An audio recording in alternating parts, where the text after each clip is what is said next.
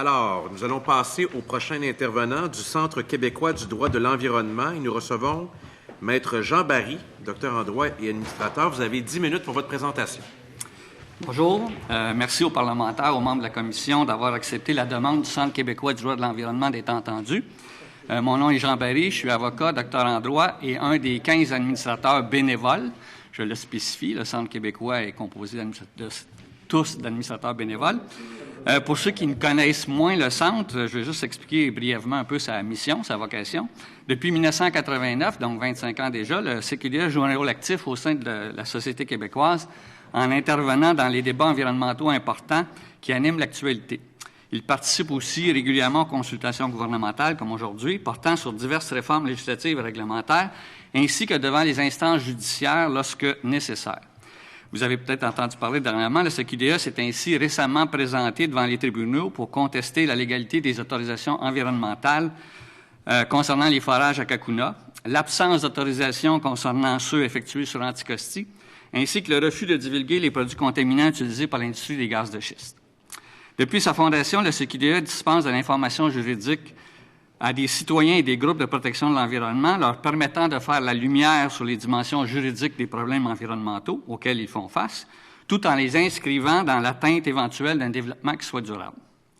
Je suis désolé de me présenter seul devant vous, alors qu'il y a autant d'expertise au sein du CQDE, mais il s'agit d'un genre de symbole de la faiblesse des moyens financiers du CQDE, qui, malgré sa vocation, ne bénéficie toujours d'aucun financement public. Notre mémoire s'ouvre avec un rappel du principe 10 de la Déclaration de Rio sur l'environnement et le développement, qui avait été adoptée en Rio en 1992, qui est la base du droit du développement durable, que je vous invite à lire attentivement parce qu'on y retrouve l'essentiel de la mission du Centre, et c'est principalement sur l'application de ces principes au Québec que porte notre mémoire. Outre la définition générale du développement durable qu'on retrouve dans la loi adoptée en 2006, ces 16 principes juridiques forment, selon nous, l'ossature de ce type de développement recherché.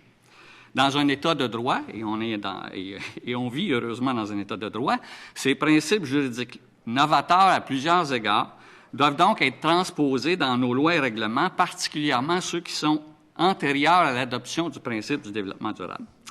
Malheureusement, le peu de place accordée aux changements juridiques nécessaires pour permettre l'application concrète des principes du développement durable, tout particulièrement ceux concernant l'accès à l'information et la participation du public aux prises de décision, amène le CQDE à douter fortement que le projet de stratégie présenté ait une influence marquante sur le projet de société et le grand défi que constitue l'atteinte d'un développement qui soit durable. Le commissaire au développement durable a lui-même constaté que, et je cite, « les principes de développement durable définis dans la loi sont encore trop souvent ignorés par l'administration publique ou appliqués trop partiellement. Selon nous, toute stratégie gouvernementale digne de ce nom devrait avoir comme objectif principal de montrer par quels moyens concrets la mise en œuvre de ces principes juridiques sera renforcée au cours des 5 prochaines années. Ce n'est pas du tout ce que nous constatons dans le projet actuel, et les 16 principes juridiques ne font même pas partie des critères retenus pour fixer les orientations et les objectifs du projet de stratégie, comme le démontre l'annexe 3 du projet. Au CQDE, les principes juridiques d'accès au savoir, qui sont dans la loi, et de participation et engagement nous apparaissent particulièrement importants. Selon nous, ils impliquent des modifications législatives urgentes pour assurer que l'ensemble de la société québécoise soit partie prenante du projet de développement durable initié par l'administration publique. L'accès à l'information est d'ailleurs un préalable indispensable pour l'application de très nombreux principes de développement durable qui sont contenus dans la loi. Qu'on pense aux principes de prévention. Pour prévenir, il faut être au courant des contaminants qui sont susceptibles d'être émis ou qui sont présents dans l'environnement. Il faut être au courant aussi des mesures d'urgence qui sont prévues. L'application du principe pollueur-payeur qui est dans la loi, pour un citoyen, pour vérifier si le gouvernement respecte ce principe-là, il faut savoir la quantité de pollution qui est émise par un secteur industriel et les contreparties économiques qui sont versées pour utiliser soit des ressources naturelles ou l'air et l'eau. Même chose pour la capacité de support des écosystèmes.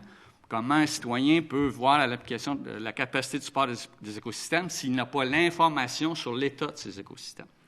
Donc, les diverses dispositions de la législation québécoise permettant aux citoyens d'accéder à l'information environnementale datent tous d'une trentaine d'années, bien avant l'adoption du concept de développement durable. Donc, prendre le virage qu'implique Ce type de développement signifie logiquement modifier nos façons de traiter l'information environnementale, que cette information relève du droit général d'accès à l'information administrative, qu'on retrouve dans notre loi sur l'accès qui a été adoptée en 1982, ou encore dans les mécanismes particuliers d'accès à l'information environnementale qui, eux, datent de 1978 dans la loi sur la qualité de l'environnement. Malheureusement, le projet de stratégie actuel passe totalement sous silence ces questions et ne propose aucun changement concret à réaliser au cours des 5 prochaines années. Les obligations des autorités publiques quant à la participation du public au processus de prise de décision sont aussi essentielles. Encore là, la première stratégie n'a entraîné aucun changement sur ces questions. Par exemple, notre procédure d'évaluation d'examen des impacts sur l'environnement date de 1978 et est toujours inchangée malgré les nombreuses critiques, les nombreux rapports, entre autres de commissions parlementaires qui ont proposé des modifications. L'évaluation environnementale stratégique, qui est de plus en plus utilisée ces dernières années, n'est pas encadrée législativement et les modalités de son utilisation relèvent de la totale discrétion ministérielle ou administrative.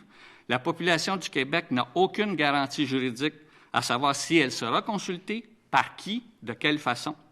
Les groupes environnementaux et de citoyens ne bénéficient d'aucun programme d'aide financière pour participer efficacement aux consultations de diverses natures initiées par l'administration.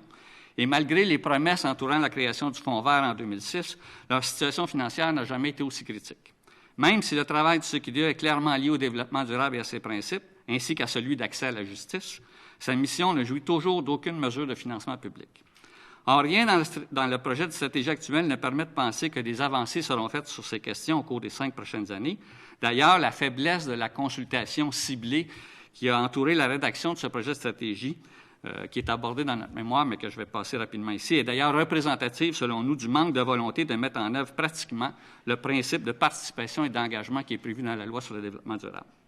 Donc, de l'avis du CQDA, la stratégie 2015-2020 devrait indiquer clairement comme objectif celui d'une modernisation de la loi sur la qualité de l'environnement, incluant une réforme de nos mécanismes d'information et de participation du public, l'intégration de l'évaluation environnementale stratégique des politiques, plans et programmes dans notre législation et l'utilisation d'une partie du Fonds vert pour assurer un financement public adéquat aux groupes citoyens et environnementaux. Un autre point qui est développé dans notre mémoire concerne les observations du commissaire au développement durable, dont je sais que vous allez entendre à la fin de la commission. Selon nous, la mesure de surveillance et de reddition de comptes la plus importante prévue lors de l'adoption de la loi en 2006 demeure la création d'un poste de commissaire au développement durable. Notre mémoire montre comment, au fil des ans, le commissaire s'est montré très critique de la stratégie et de l'application des principes du développement durable par l'administration publique. Pour le CQDA, la population serait en droit de s'attendre que de telles observations, établies par un expert indépendant, bénéficiant de pouvoirs légaux exclusifs et de moyens appropriés, ce qui n'est pas le cas des groupes environnementaux ou de n'importe quel groupe de citoyens, soient réellement prises en compte par l'administration faisant l'objet de ces vérifications. Or, le projet de stratégie passe totalement sous silence les rapports du commissaire au développement durable ainsi que ses avis et recommandations. Ces rapports n'apparaissent même pas dans l'annexe 4 des principales références utilisées. D'ailleurs, le site Internet du ministère de l'Environnement, consacré à la stratégie 2015-2020, est tout aussi silencieux, tant sur la mission du commissaire que sur ses rapports. Le CQDA ne peut donc constater que dans la situation actuelle, l'administration publique fixe elle-même les objectifs qu'elle devra atteindre, évalue ses propres résultats, décide qui est consulté lors de l'élaboration du projet de stratégie et peut écarter de son rapport les constats du principal instrument de reddition de comptes indépendant prévu par la loi, le commissaire au développement durable. Pour le CQDA, cette autarcie est malsaine et les élus, ainsi que les citoyens, doivent se réapproprier cette démarche si on veut que le développement durable soit un jour une réalité au Québec. À cet égard, toute stratégie de développement révisée devrait avoir l'obligation de revenir sur les constats du commissaire au développement durable et de motiver les orientations prises pour en tenir compte. Ces bilans indépendants, établis sur la stratégie, les indicateurs et les plans de développement durable, devraient obligatoirement accompagner toute consultation préalable sur tout nouveau projet de stratégie. Le dernier point de notre mémoire porte sur la nécessité d'assujettir les organismes municipaux de santé. Je vais rapidement. Vous savez que la loi reconnaît le principe de subsidiarité. Ça a été un principe qui est reconnu par la Cour suprême et les différents tribunaux du Québec. Actuellement, la loi de développement durable ne s'applique qu'aux ministères et aux organismes. Même si la loi prévoit l'éventualité pour le gouvernement d'assujettir les municipalités, les organismes de santé sociaux, Le projet de stratégie est totalement silencieux sur cette question-là. Donc, pour le CQDA, il serait important que le gouvernement se mette au diapason de nos tribunaux quant à la place du développement durable au sein de nos municipalités et du rôle qu'elles doivent assumer dans ce domaine. La loi est en vigueur depuis maintenant 10 ans et il est temps d'assujettir les organismes municipaux ou scolaires ainsi que les établissements de santé et de services sociaux aux 16 principes juridiques de la loi. J'irai plus loin en répondant aux questions. Merci, Maître Barry. Nous allons passer au groupe formant le gouvernement avec la députée de Vaudreuil pour démarrer. C'est bien ça? Non, députée de Mégantic, pardon. Merci, M. le Président. Bonjour, M. Barry. Écoutez, vous nous indiquez à travers votre présentation qu'on devrait utiliser une partie du fonds vert pour assurer un financement public adéquat aux groupes environnementaux, dont le vôtre. Je trouve ça un peu intéressant de voir qu'est-ce qu'on y gagnerait à finalement se servir d'un fonds vert qui est pour finalement créer une économie durable et de financer des projets d'action pour financer finalement des débats là. OK? Puis vous parlez de consultation qui est ciblée, un peu mal faite, etc. Pouvez-vous nous éclairer là-dessus parce que ça me mêle? Certainement. Au niveau juridique, tous les principes de la loi sur le développement durable se tiennent et s'équivalent. Il n'y a pas juste les principes économiques, les principes de participation et d'engagement. C'est beau de dire aux citoyens, participez, venez nous rencontrer en commission parlementaire, quand on fait des EES. Il y en a beaucoup de types de consultations au Québec. Et hier, vous l'êtes fait dire par le Forum Jeunesse, je suivais à distance, que c'est pas toujours évident de suivre l'ensemble des consultations qui se promènent un peu partout sur différents sujets quand vous n'avez aucun financement. Je fais remarquer que beaucoup des groupes qui sont ici, qui viennent cette semaine, ont de différentes manières des financements qui viennent de l'État. Les groupes environnementaux, en 2006, le Fonds vert, c'était pas, quand ça a été annoncé, c'était pas seulement à des fins économiques, c'était, entre autres, de favoriser la participation et l'engagement des citoyens. La loi fédérale sur l'évaluation environnementale prévoit, dans ces mécanismes, et depuis longtemps, des fonds, il y a des règles adoptées par le législateur, qui permettent aux citoyens de se présenter, par exemple, devant l'Agence canadienne d'évaluation environnementale ou devant l'Office national de l'énergie avec une expertise, avec les photocopies, les documents, pour être capable de participer intelligemment. Moi, je suis un partisan de la délibération publique, même si c'est aux élus à prendre la décision finale. Mais malheureusement, si on ne finance pas bien les groupes, et qu'on n'a pas l'information, parce que ça, c'est la base de tout, c'est avoir la même information disponible à tout le monde, on se ramasse effectivement avec des débats qui, des fois, tournent un peu en rond et à vide, avec des accusations d'un bord comme de l'autre, soit d'avoir des lunettes roses ou bien encore c'est la fin du monde demain matin. Si tout le monde avait accès aux mêmes informations et à l'ensemble des informations, si les groupes de citoyens avaient un financement suffisant pour se préparer, moi, je pense que la qualité des débats et les résultats pour l'ensemble de la société seraient meilleurs. Et c'est ce que proposait le principe 10 de Rio, et c'est une des bases du principe d'engagement et de participation. Toujours à vous. Merci. Écoutez, moi, je voudrais aller un peu plus loin dans le cas de l'accès à l'information. Je pense que, en tout cas, ma perception ici au gouvernement, c'est qu'on dépense beaucoup d'énergie à essayer de structurer, d'organiser. Il y a une volonté vraiment sérieuse d'en arriver à rendre l'information publique. Mais quand vous considérez l'ensemble de la masse des données, et il y a des gouvernements comme la France, certains pays européens qui ont commencé à donner des accès à cette information-là, et on se rend bien compte que l'ensemble de la complexité de rendre la bonne information disponible, parce que de l'information, c'est facile à distribuer, mais des fois, ça ne vaut pas grand-chose. Il faut être capable d'extraire les paramètres, de tirer des conclusions ou de faire des analyses pertinentes. Comment, vous parlez beaucoup de changements dans la législation, on est en train de faire des changements, mais est-ce qu'il y a des points particuliers que vous nous suggérez de faire en regard à l'utilité de l'information, pas seulement d'avoir de l'information, mais d'avoir de l'information pertinente? L'information pertinente, elle est souvent demandée même par des élus municipaux en vertu de la loi sur l'accès, par exemple, pour avoir accès aux documents qui ont fondé les autorisations environnementales. Les documents qui sont mentionnés au certificat d'autorisation, par exemple, les projets de sablières et carrières dans les municipalités. Il y a de très nombreux cas. J'ai fait ma thèse de doctorat sur l'accès à l'information environnementale. L'Assemblée nationale, vous m'avez récompensé pour la qualité de ce travail-là, où les municipalités sont obligées et perdent tout le temps, à la Commission d'accès à l'information, parce qu'il y a une étude hydrogéologique, je donne un exemple précis, que le ministère s'est servi pour autoriser l'installation d'une carrière d'une sablière sur leur territoire. Les élus municipaux comme les citoyens se posent des questions sur l'impact sur la nappe phréatique, les sources d'approvisionnement en eau potable de leurs citoyens. Ils veulent avoir l'information. Ce sera à eux de décider si c'est utile. Ils ne peuvent pas, à l'heure actuelle, en vertu de la loi, parce que les tiers ont un droit de veto. La compagnie, la sablière, la carrière qui a demandé à un ingénieur hydrologue de préparer cette étude-là parce qu'il y avait l'obligation de la remettre au ministère de l'Environnement, bien, en vertu de la loi sur l'accès, il faut demander absolument, le responsable de l'accès demande au tiers s'il est d'accord. Et j'ai lu des centaines et des centaines de décisions. Dans 99% des cas, les entreprises refusent. Donc, les élus, comme les citoyens, n'ont pas accès à ce qui a justifié l'autorisation, ce qui peut amener toutes sortes de suppositions à tort ou à travers. Donc, ça, c'est un exemple de notre loi qui devrait être modifiée. Même sans passer par changement législatif, à l'heure actuelle, le commissaire au développement durable a aussi fait remarquer nos registres publics, le registre du ministère de l'Environnement.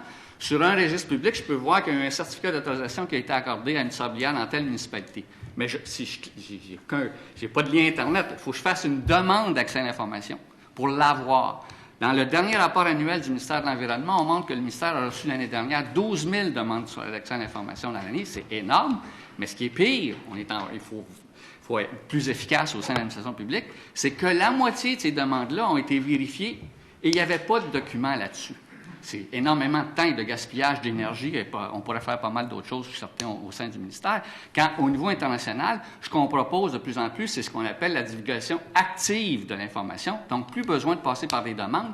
Tous les documents, maintenant, sont numérisés PDF. Là, c'était pas le temps qu'on a adopté la loi en 82, la loi sur l'accès, qui pourrait être mis, le certificat d'autorisation, il est mis sur le site. Ça se passe en Ontario, ça se passe aux États-Unis, ça se passe en Europe. Ça fait partie de conventions internationales. Donc, plus besoin de faire de demande d'accès. Pas de fonctionnaires qui sont mobilisés en temps et énergie, trouver le document, vérifier si effectivement il correspond à la demande. C'est des choses qui devraient et qui pourraient être faites, et malheureusement, ça n'apparaît nulle part dans la stratégie comme même volonté. Ça m'amène à une réflexion, puis je voudrais entendre vos commentaires là-dessus.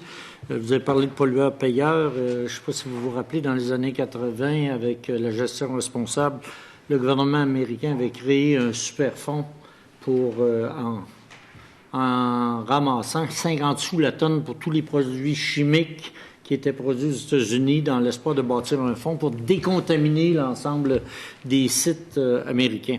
Une quinzaine d'années plus tard, les gestions de bureaux d'avocats américains ont trouvé le 15 milliards qui aurait pu servir à décontaminer tous les sites américains. Puis à la fin de la journée, il s'est ramassé que le 15 milliards a passé en droits légaux et qu'aucune décontamination ne s'est produite. Ici, vous êtes en train de faire un débat environnemental très profond.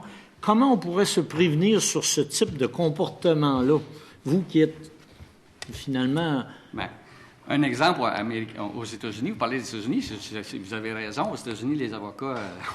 c'est payant. C'est très payant et ils cherchent chaque occasion de poursuivre, ce qui amène des coûts énormes à la société. Mais justement, par rapport à ça, une des choses qui pourrait être mentionnée dans la stratégie, une des avancées possibles au niveau de l'information, c'est que le milieu juridique américain en environnement a développé ce qu'eux, ils appellent « regulation by revelation ». C'est beau, c'est poétique. La réglementation par l'information, c'est que plutôt que de prendre beaucoup... C'est très long monter une réglementation sur un sujet précis, oui.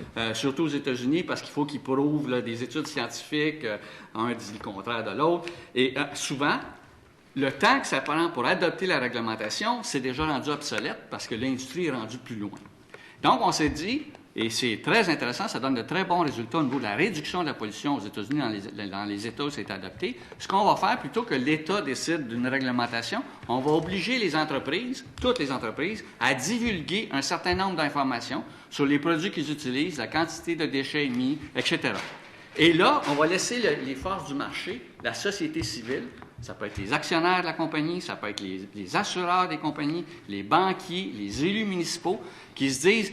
qui peuvent dire à telle compagnie, comment ça se fait que vous prélevez 2 fois plus d'eau et vous rejetez de l'eau usée 2 fois plus que votre compétiteur qui fabrique la même chose et qui est rentable. Donc là, il y a une pression. Là, vous polluez notre eau, vous polluez notre air. Et par le fait même, les entreprises sont obligées d'améliorer l'industrie. Au Massachusetts, ça a donné des résultats, selon les chiffres, de 70 de réduction de la pollution par juste l'information. Et ça, c'est la même chose. C'est une nouvelle façon d'entrevoir l'information qui aurait été intéressant de voir une espèce de volonté dans la stratégie d'avoir un État plus ouvert. Bon, Madame la députée de Vaudreuil. Oui, bonjour, M. Barry. Alors, j'ai pris connaissance de votre mémoire, puis je remarquais que plusieurs de vos commentaires ou les suggestions concernent ou proposent des modifications, surtout législatives, évidemment en fonction de... Des formations professionnelles. Des formations professionnelles, tout à fait, par rapport à la loi sur le développement durable. Mais si on se concentre vraiment sur le projet de la stratégie gouvernementale de développement durable, qui est l'objectif direct de la commission parlementaire. Parmi toutes les suggestions que vous avez faites, ça m'intéresserait de savoir sur lesquelles vous semblent les plus importantes directement liées à la stratégie. Bien, c'est l'application des principes. On a voté une excellente loi. Vous avez voté en 2006, unanimement, une excellente loi sur le développement durable. Puis c'est pas toutes les lois, là. Elle est claire, elle est facile à comprendre. Il y a une définition qui vient du droit international. Il y a des gens qui la trouvent trop vague, mais la stratégie en apporte une vision qui la rend encore plus vague d'une certaine façon. C'est une autre critique. Mais les principes juridiques, une stratégie devrait avoir comme mission, selon nous, de dire le principe de précaution. Qu'est-ce qu'on fait qui n'existait pas avant 2006 dans notre législation? Qu'est-ce qu'on prévoit faire concrètement, comme État, comme administration, pour que dans les 5 prochaines années, ce principe-là soit mieux pris en compte par les administrations qui sont assujetties. Pour chacun des principes, pollueur-payeur, l'ensemble des principes économiques, les principes sociaux. Donc, ça, selon nous, c'est de focusser sur l'application des principes juridiques reconnus par la loi. Ce serait ça la principale. Une stratégie, ça devrait être de dire comment on peut mettre en œuvre ces principes-là, légaux. Très bien, merci. Ça met fin à ce bloc. Nous allons passer au groupe formant l'opposition officielle. Je reconnaîtrai Monsieur le député de Jonquière. Oui. Alors, bonjour, Monsieur Barry. Merci de votre contribution. D'ailleurs, je tiens à rappeler que le 13 novembre dernier, nous avions adopté une motion unanime à l'Assemblée nationale que j'avais présentée conjointement avec le ministre, le député de Nicolas Bécancour et le député de Sainte-Marie-Saint-Jacques pour souligner le 25e anniversaire de votre organisation, insister sur le rôle actif que vous jouez au sein de la société québécoise par vos interventions dans les débats environnementaux importants qui animent l'actualité. Et là, chaudez-vous, mais surtout pour dire enfin que l'Assemblée nationale manifeste son souhait de voir se poursuivre la belle et longue aventure du CQDA.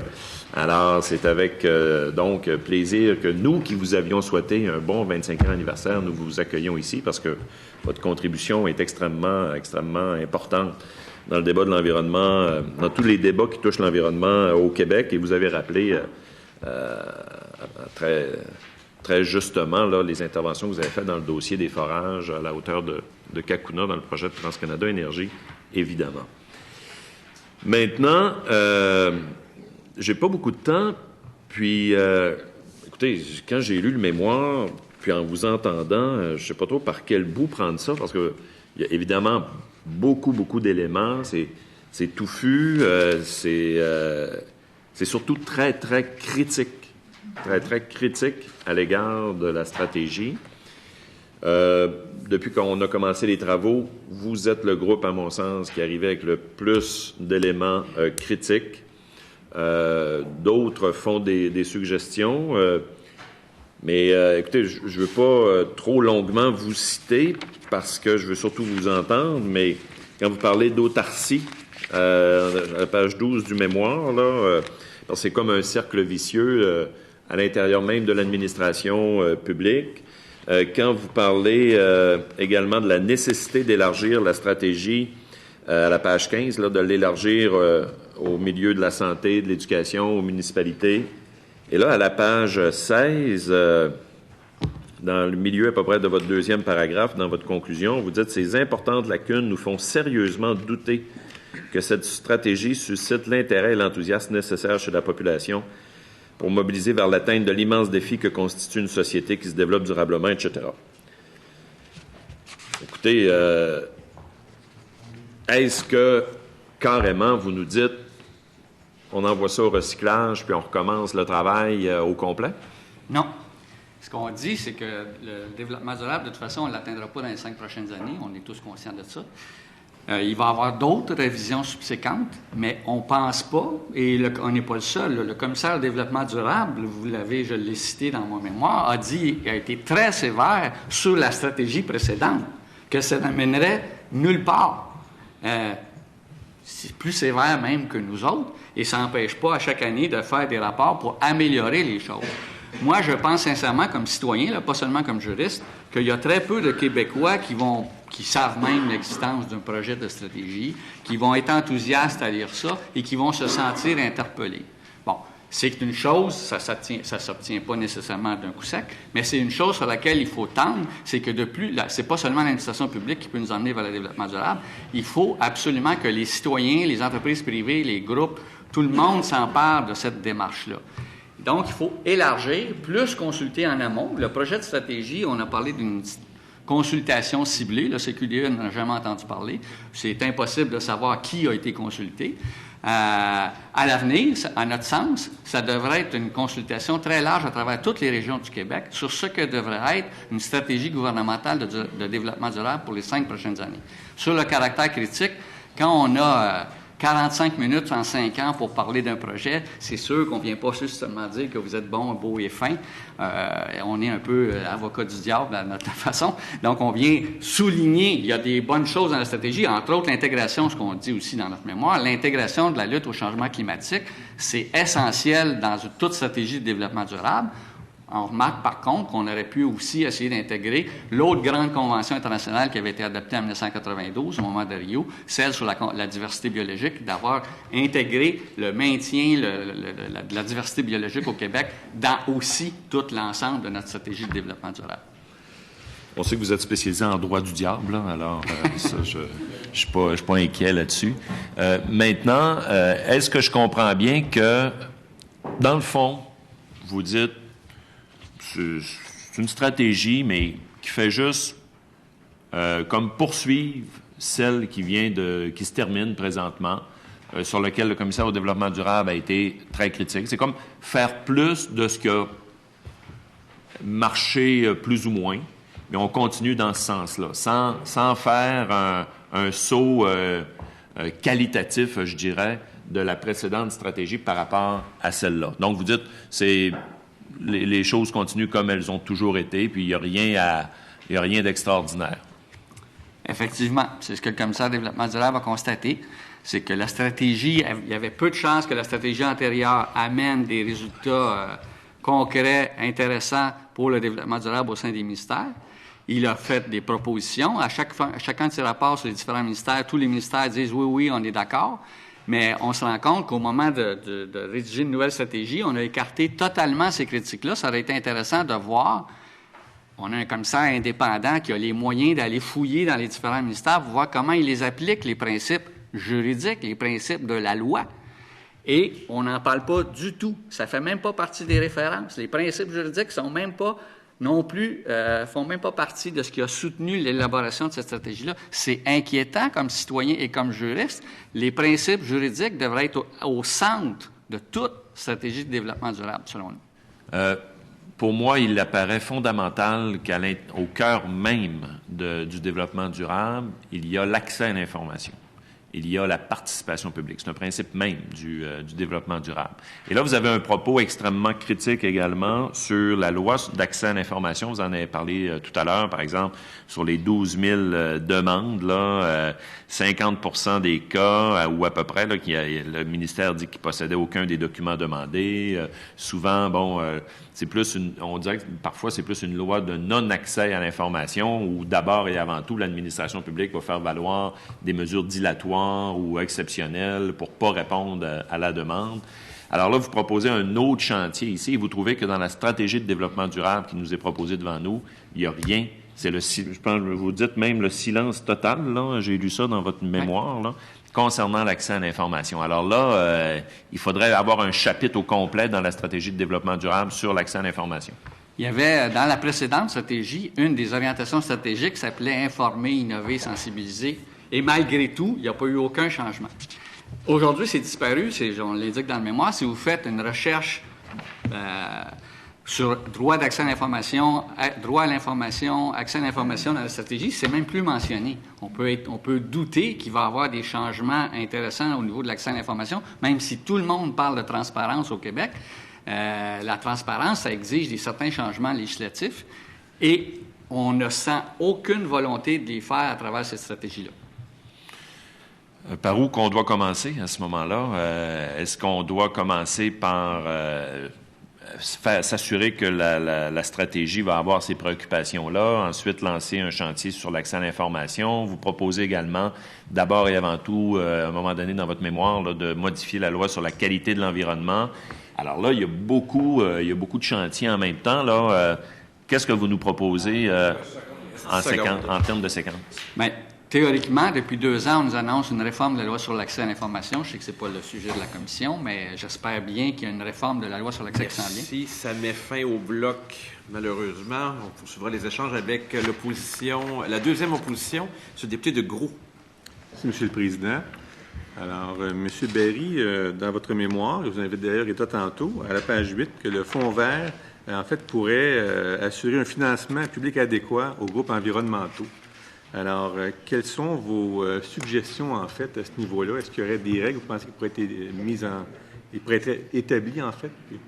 Bien, on pourrait regarder, par exemple, il y a différents modèles qui existent. En France, il y a ce qu'on appelle les associations agréées. C'est pas n'importe quel groupe, mais il y a des groupes ça prend un certain nombre de membres qui font sur telle mission et c'est revisable après un certain temps, qui bénéficient de certaines formes d'aide financière en autant qu'elles participent, par exemple, à des commissions parlementaires, à différentes consultations, aux audiences du BAP.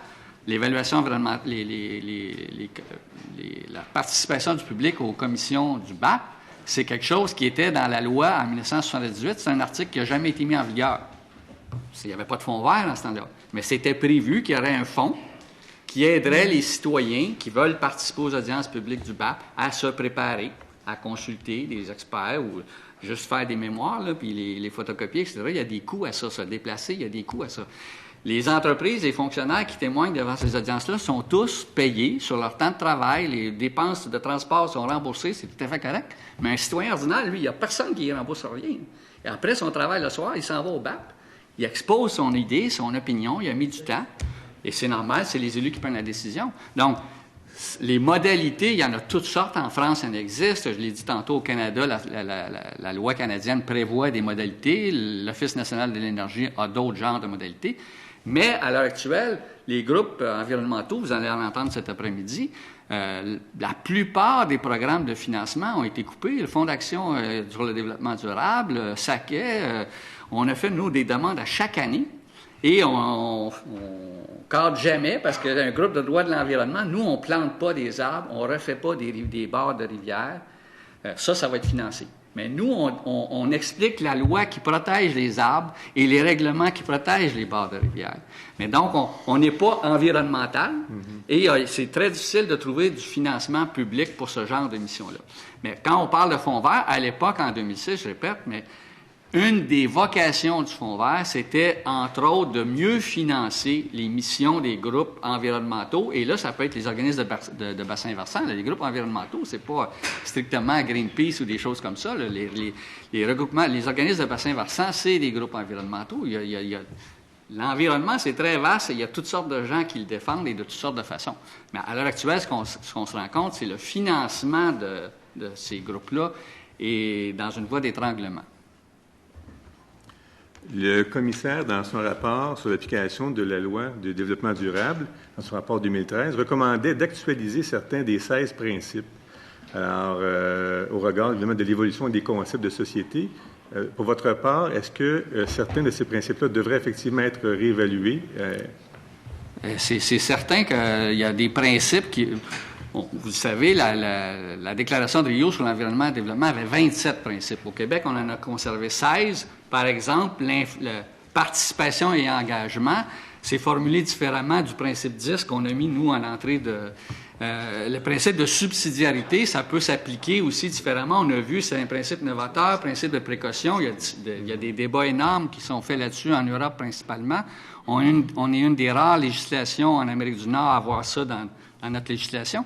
Donc, c'est des débats, c'est normal. Là, les lois doivent évoluer. Et c'est ce qu'on dit. Avec le développement durable, les lois doivent évoluer vers l'atteinte des principes de développement durable. Et une stratégie devrait nous montrer, nous indiquer comment on s'y prend pour arriver là.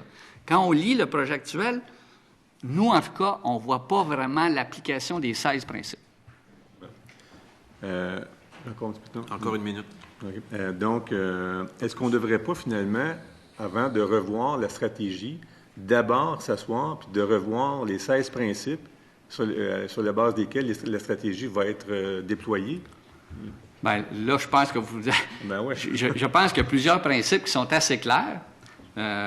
Les principes d'information, c'est un principe qui fait l'unanimité partout. Ce qui ne fait pas l'unanimité, c'est l'application concrète. Tout le monde est pour la vertu de dire, nous, on va fonctionner de façon ouverte, mais quand vous faites des demandes d'accès à l'information, vous vous rendez compte que c'est peut-être moins simple, moins évident. Je ne pense pas que ce genre de principe-là a été vraiment réformé, mais je n'ai pas d'objection à ce qu'on revise la loi sur le développement durable. Mais le problème à l'heure actuelle, c'est pas la loi. La loi, elle est claire, les principes sont clairs. Ce que le commissaire dit, c'est pas la loi qu'il faut changer, c'est qu'il faut changer que les administrations, les ministères, les organismes prennent vraiment en compte les principes. C'est une de ses principales critiques récurrentes année après année. Merci, ça met fin à ce bloc. Nous passons à la députée de Sainte-Marie-Saint-Jacques. Oui, bien, en fait, j'aimerais ça que vous continuiez sur la question du commissaire. J'ai l'impression, dans votre propos, M. Barry, que vous dites, ouais, mais dans ces stratégies-là, les bottines ne suivent pas souvent les babines, puisqu'on a des beaux principes, on a un commissaire qui veille au grain, mais on ne l'écoute pas. Est-ce que je saisis bien et qu'est-ce qui pourrait en être autrement? Bien, je vais citer un petit peu ce que dit le commissaire, parce que c'est pas seulement nous qui sommes critiques. En somme, la stratégie n'a pas permis de faire des choix essentiels à l'orientation des développements de la société pour les prochaines années et de centrer les actions des entités sur les priorités ainsi établies. La stratégie actuelle qu'on nous propose, à notre avis, reprend ça. En droit et en politique, vous le savez aussi, les mots peuvent servir à préciser des choses, mais ils peuvent aussi rendre très vagues de façon que personne ne va être capable de dire qu'on n'a pas atteint nos résultats.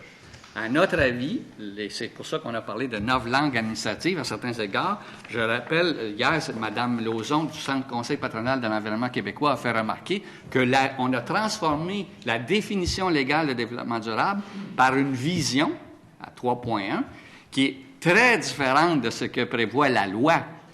Et ça, c'est inquiétant. Et dans un langage, je peux juste citer, c'est qu'on dit, par exemple, la définition de développement durable se traduit dans la vision suivante de la démarche gouvernementale. Une société où la qualité de vie du citoyen est et demeurera une réalité.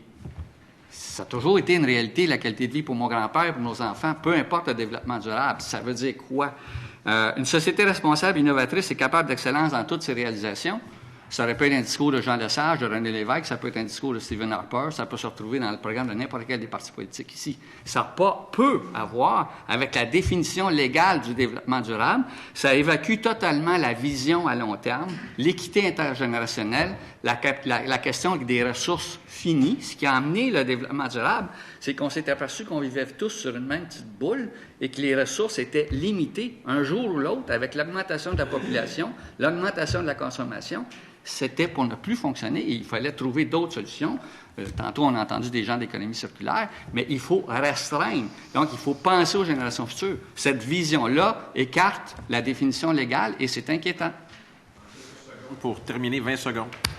Bien, je pense que c'est important que vous soyez là pour nous rappeler qu'on est une société de droit et pour nous rappeler que ce qui peut demeurer un filet de sécurité, c'est l'implication et l'engagement citoyen. Merci. Merci, Madame la députée de Sainte-Marie-Saint-Jacques. Merci, Maître Barry. Ça met fin à votre présentation et je vais suspendre quelques instants pour accueillir le prochain groupe.